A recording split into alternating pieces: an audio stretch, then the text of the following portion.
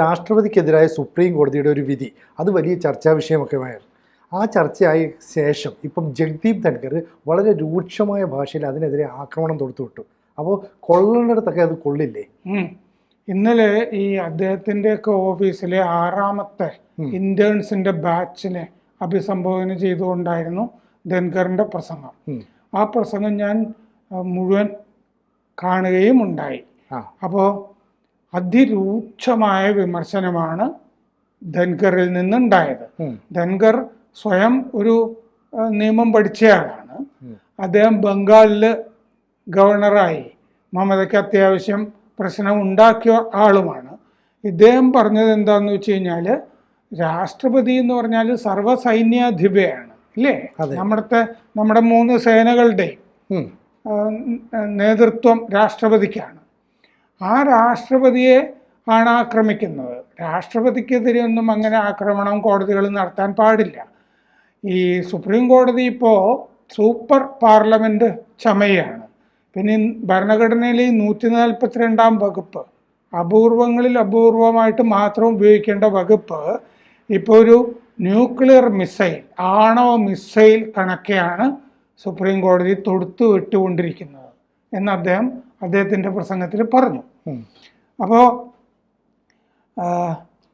3 മാസം, അതായത് ഗവർണർ രാഷ്ട്രപതിക്ക് അയക്കുന്ന ബില്ലുകളിൽ 3 മാസത്തിനകം തീർപ്പ് വേണം എന്നുള്ള നിർദ്ദേശം, അല്ലെങ്കിൽ ആജ്ഞ എന്ന് പറയാം, അതാണല്ലോ സുപ്രീം കോടതിയിലെ 2 ജഡ്ജിമാർ, നമ്മുടെ പർദീവാലയും മഹാദേവനും അവരുടെ വിധിയിൽ കൂടി കൊടുത്തിരിക്കുന്നത്. രാഷ്ട്രപതിക്ക് നിർദ്ദേശം കൊടുക്കുക, നിങ്ങൾ ഇങ്ങനെയൊക്കെ ചെയ്യണം എന്ന് പറഞ്ഞിട്ട്. സാധാരണഗതിയിൽ രാഷ്ട്രപതി ചിലപ്പോൾ നിയമോപദേശം സുപ്രീം കോടതിയുടെ തേടാറുണ്ട്.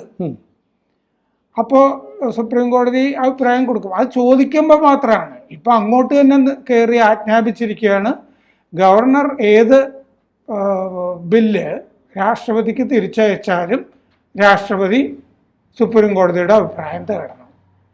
കാരണം ഭരണഘടനാ വിരുദ്ധമായ എന്തോ ബില്ലിലുണ്ട് എന്നുള്ളതുകൊണ്ടായിരിക്കുമല്ലോ ഗവർണർ തിരിച്ചയക്കുന്നത്. അങ്ങനെയാണെങ്കിൽ സുപ്രീം കോടതിയുടെ അഭിപ്രായം തേടണമെന്ന് കർശനമായ നിർദ്ദേശം സുപ്രീം കോടതി രാഷ്ട്രപതിക്ക് കൊടുത്തിരിക്കുകയാണ്. രാഷ്ട്രപതിക്ക് അങ്ങനെ എല്ലാ കാര്യത്തിലും സുപ്രീം കോടതിയുടെ അഭിപ്രായം തേടേണ്ട കാര്യമൊന്നുമില്ല. എന്താന്ന് വെച്ചാൽ അവർക്ക് അഭിപ്രായം തേടാൻ നിയമ പണ്ഡിതന്മാർ ലോകത്ത് വേറെ ഇല്ലേ? ഗവർണർക്കും ഇല്ലേ? അവിടെ അറ്റോർണി ജനറലും സോളിസിറ്റർ ജനറലും ഇല്ലേ ഡൽഹിയിൽ? വിളിച്ചാൽ വരില്ലേ? KK വേണുഗോപാലിനെ പോലുള്ള വലിയ നിയമ പണ്ഡിതരില്ലേ? രാഷ്ട്രപതി വിളിച്ചാൽ ചെല്ലില്ലേ? അപ്പോൾ ഇങ്ങനെയാണ് ആ വിധിയിൽ പറഞ്ഞിരുന്നത്. അപ്പോൾ അദ്ദേഹം ഇങ്ങനെ ഞാനീ പറഞ്ഞതുപോലെ ജഡ്ജിമാരുടെ പേരോ അങ്ങനെയൊന്നും പറഞ്ഞില്ല. അടുത്ത കാലത്തൊരു വിധി ഉണ്ടായല്ലോ എന്ന് പറഞ്ഞാണ്. ഒരു വിധി രാഷ്ട്രപതിയോട് നിർദ്ദേശിക്കുന്നു. നാം എങ്ങോട്ടാണ്? ധൻഖർ ചോദിച്ചു. എന്താണ് സംഭവിക്കുന്നത്? നമുക്ക് ജാഗ്രത വേണം. ആരെങ്കിലും കൊണ്ടുപോയി ഇനി ഇക്കാര്യത്തിൽ ഒരു റിവ്യൂ ഹർജി കൊടുക്കുമായിരിക്കും. പക്ഷെ അതല്ല പ്രശ്നം. നാം ജനാധിപത്യം ഈ ചോദിച്ചു വാങ്ങിച്ചത്, സമരം ചെയ്ത് നേടിയത്, ഇതിനൊന്നും വേണ്ടിയായിരുന്നില്ല ധൻഖർ പറഞ്ഞു. നല്ല പ്രസംഗമായിരുന്നു. ഏപ്രിൽ 8-ാം തീയതിയായിരുന്നല്ലോ വിധി. ധൻഖർ പറഞ്ഞു, നമുക്ക് നിയമനിർമ്മാണം നടത്തുന്ന, അതായത് നമുക്ക് വേണ്ടി എക്സിക്യൂട്ടീവ്, ലെജിസ്ലേറ്റീവ് ഇതൊക്കെ ഉണ്ടല്ലോ, ഇതിൻ്റെയൊക്കെ ജോലി ഇപ്പൊ ജുഡീഷ്യറി അങ്ങ് ഏറ്റെടുത്തിരിക്കുക. ഞങ്ങൾ ചെയ്തോളാന്ന് പറഞ്ഞ് ജഡ്ജിമാര് മറ്റുള്ളവരുടെ പണിയും കൂടി കവർന്നെടുത്തുകൊണ്ടിരിക്കുകയാണ്. അപ്പോൾ എക്സിക്യൂട്ടീവിൻ്റെയും ഒക്കെ ചുമതലകൾ നിർവഹിക്കുന്ന സൂപ്പർ പാർലമെന്റായിട്ട് കോടതി മാറിയിരിക്കുന്നു. എന്നാലോ ഈ ജഡ്ജിമാർക്ക് അക്കൗണ്ടബിലിറ്റി ഇല്ലതാനും, അവർക്ക് ഉത്തരവാദിത്വം ഒന്നുമില്ല ആരോടും. നിയമം അവർക്ക് ബാധകമല്ല. എന്നിട്ടാണ് ധൻഖർ മറ്റേ ഹൈക്കോടതി ജഡ്ജി വീട്ടിൽ നിന്ന് നോട്ട് കെട്ട് കിട്ടിയ കാര്യമൊക്കെ പറഞ്ഞത്. ആ കാര്യത്തിൽ FIR-ഉം ഇല്ല, അന്വേഷണമൊന്നുമില്ല. ജഡ്ജിമാർക്ക് നേരെ അന്വേഷണം വരുമ്പോ ആ ഭാഗം എല്ലാ ജഡ്ജിമാരും ചേർന്ന് മൂടി വെക്കുകയാണ്. ആ കാര്യം അദ്ദേഹം പരാമർശിച്ചു. ഏതടിസ്ഥാനത്തിലാണ് രാഷ്ട്രപതിയോട് ആജ്ഞാപിക്കുന്നത്? ഭരണഘടനയുടെ 145(3) പ്രകാരം നിയമത്തെ വ്യാഖ്യാനിക്കാം കോടതിക്ക്. അതാണ് അവരുടെ അവകാശം. രാഷ്ട്രപതിയോട് ആജ്ഞാപിക്കുന്നവർ നിയമവും ഭരണഘടനയുടെ ശക്തിയും മറക്കുന്നു. അദ്ദേഹം പറഞ്ഞു. ഈ 8-ൽ 5-ന്റെ വ്യാഖ്യാനം ഭൂരിപക്ഷമാകാം. ആകെ 8 പേരുണ്ട്, 5 പേര് നിയമം വ്യാഖ്യാനിച്ചു, അപ്പോൾ ഭൂരിപക്ഷം കിട്ടി. ഇത് ശരിയാണ് എന്ന് വിചാരിക്കുകയാണ് ഇപ്പോൾ. 8-ൽ 5-ന്റെ വ്യാഖ്യാനം ഭൂരിപക്ഷമാകാം, അത് നമുക്ക് തൽക്കാലം മറക്കാം. 142-ാം വകുപ്പ് ആണവ മിസൈലായി ജനാധിപത്യ ശക്തികൾക്കെതിരെ ഇപ്പോൾ പ്രയോഗിക്കുകയാണ്. ഈ 142 എന്ന് പറഞ്ഞ വകുപ്പ് പൂർണ്ണ നീതി നടപ്പാക്കാൻ വേണ്ടിയിട്ട് ഭരണഘടനയിലുള്ളതാണ്. അത് സാധാരണഗതിയിൽ പ്രയോഗിക്കാറില്ല. പക്ഷെ ആ വകുപ്പ് ജനാധിപത്യ ശക്തികൾക്കെതിരെ ഇപ്പോൾ കോടതി ഉപയോഗിക്കുകയാണ്. ജുഡീഷ്യറിക്ക് ഇപ്പോൾ 142-ാം വകുപ്പ് 24 മണിക്കൂറും പ്രയോഗിക്കാം എന്ന നില വന്നിരിക്കുന്നു. അത് വല്ലപ്പോഴും മാത്രമല്ലേ ഉപയോഗിക്കാവൂ, വളരെ അടിയന്തര ഘട്ടത്തില്. അപ്പോ 7 ദിവസം ആ ജഡ്ജിയുടെ വീട്ടിലെ അഗ്നിബാധ ഉണ്ടായിട്ട് ഈ നോട്ടുകൾ കത്തിയത് 7 ദിവസം ആരും അറിഞ്ഞില്ല, നമ്മളാരും അറിഞ്ഞില്ല. അദ്ദേഹം പറയാ, അത് എങ്ങനെ വിശദീകരിക്കും അറിയാതിരുന്നത്? എൻ്റെയോ നിങ്ങളുടെ വീട്ടിലാണെങ്കിൽ അറിയുമല്ലോ. ഇതിന് മാപ്പ് നൽകാൻ കഴിയുമോ? മൗലിക ചോദ്യങ്ങൾ ആ സംഭവം ഉയർത്തുന്നില്ലേ? ആ കാര്യത്തിൽ FIR ഇല്ല. രാഷ്ട്രപതിക്കും ഗവർണർമാർക്കും മാത്രമാണ് ഭരണഘടനാ പരിരക്ഷ ഉള്ളത്. ഇമ്മ്യൂണിറ്റി ഭരണകൂടം കൊടുക്കുന്നുണ്ട്. അവരെ അറസ്റ്റ് ചെയ്ത് കൊണ്ടുപോകാൻ പറ്റില്ല. രാഷ്ട്രപതിയോ ഗവർണർമാരെയോ ഒന്നും. അവർക്ക് ഭരണഘടനാ പരിരക്ഷ ഉണ്ട്. പക്ഷേ ജഡ്ജിമാർക്ക് ഭരണഘടനാ പരിരക്ഷ ഇല്ല, ഇമ്മ്യൂണിറ്റി ഇല്ല. പിന്നെ എങ്ങനെ ഈ കാര്യത്തിലൊരു FIR ഉണ്ടായില്ല?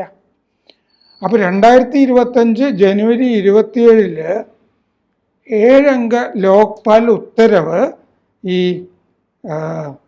സിറ്റിംഗ് ജഡ്ജിമാർക്കെതിരെ അന്വേഷിക്കാം എന്ന് പറഞ്ഞൊരു ലോക്പാൽ ഉത്തരവ് ഉണ്ടായിരുന്നു.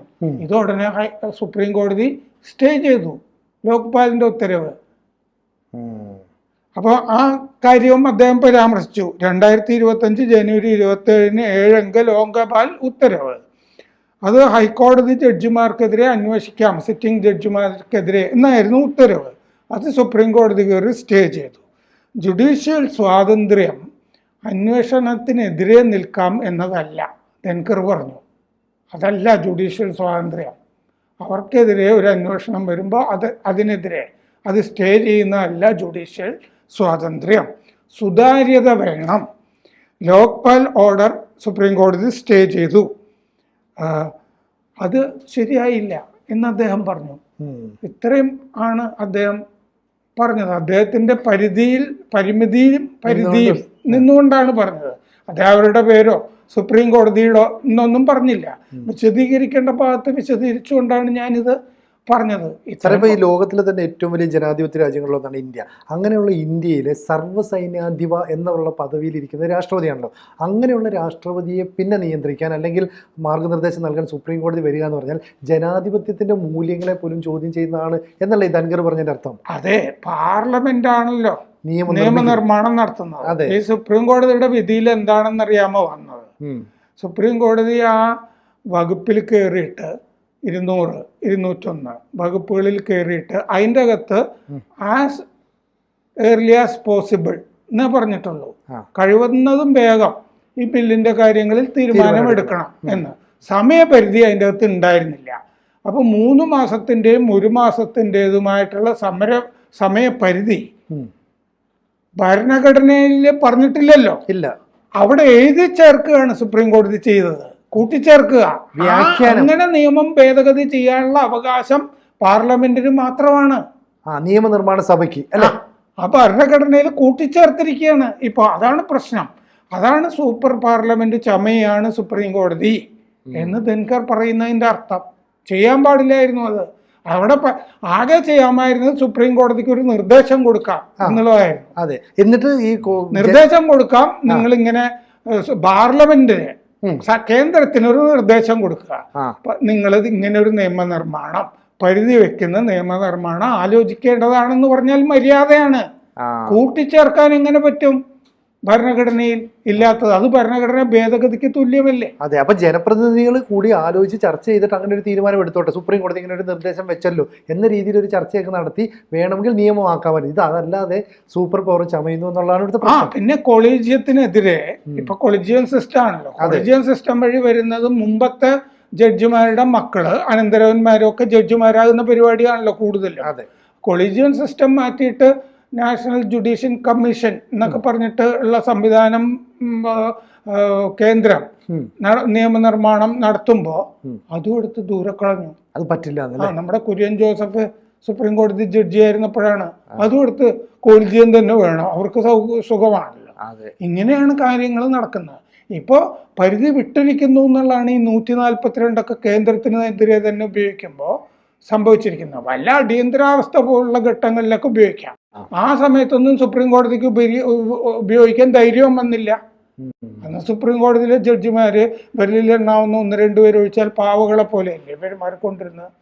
ഇന്ദിരാഗാന്ധി മറ്റേ സീനിയേഴ്സിനെയൊക്കെ സൂപ്പർസീഡ് ചെയ്തിട്ട് ജൂനിയറായ ജഡ്ജി എടുത്തിട്ട് ചീഫ് ജസ്റ്റിസ് ആക്കിയില്ലേ. അന്ന് ആരും ഒന്നും വേണ്ടി, ഒരാൾ മാത്രം രാജിവെച്ചു പോയി, നമ്മുടെ ഈ ഇപ്പോഴത്തെ സഞ്ജയ് ഖന്നയുടെ അമ്മാവന് ചാർഖന്ന.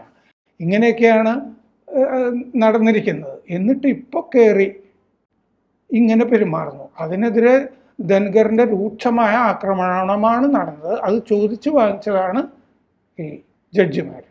കൂടുതൽ വാർത്തകളും വിശേഷങ്ങളും നിങ്ങളിലേക്ക് എത്താൻ ABC മലയാളം സബ്സ്ക്രൈബ് ചെയ്യുക, ബെൽബട്ടനും അമർത്തുക.